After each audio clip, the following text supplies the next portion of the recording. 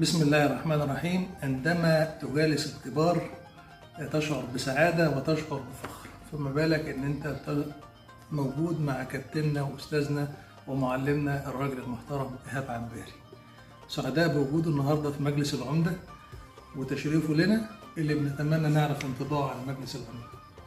طبعا سعيد ان انا التقيت باخويا الكابتن عماد شعبان، وطبعا اخويا من ابو ظبي تعرفت عليه هناك.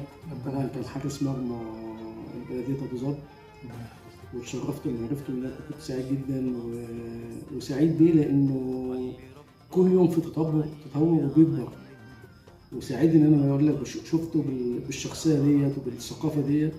انا سعيد جدا جدا وجاي له بصراحه مخصوص من القاهره مخصوص عشان ده شرف لنا والله. اشوفه يعني. شرف لنا والله، شرف لنا.